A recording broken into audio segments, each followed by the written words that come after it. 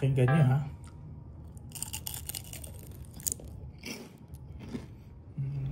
Sa recipe na to, kailangan natin ng lumpia wrapper. Ikat lang natin into triangles. Bahala na kayo sa style na gagawin nyo. Set aside.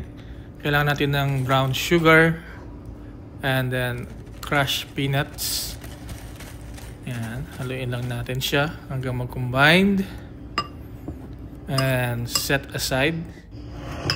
Sa isang bowl, mag-mix tayo ng ating flour or cornstarch with water.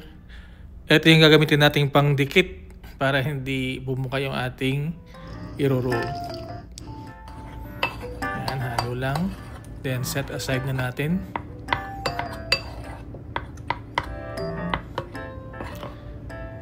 And mag-start na tayong mag-peeling ng ating lumpia wrapper. Ayan, no? So just follow the step lang or bahala kayo kung anong gusto nyong style. Whatever is convenient. I-roll lang natin ng i-roll. And then at the end, yung ating ginawa kanina na paste. Yung ating cornstarch and water. And then para ma-seal yung ating roll.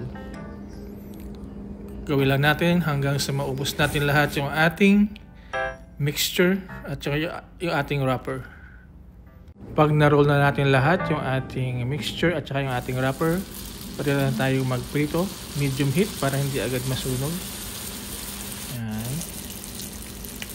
Ikot-ikutin lang natin para hindi maluto lang yung one side hanggang sa mag golden brown. Amoy man. Lalabas yung sugar na dyan. No? Iba mo. Yung iba na-prepare naman.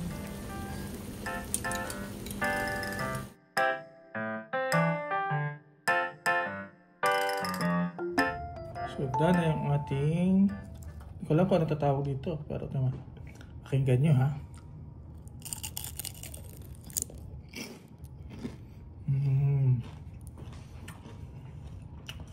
Parang siyang peanut brittle na naka-roll.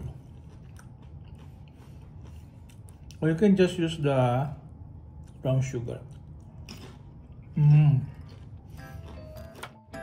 Pa.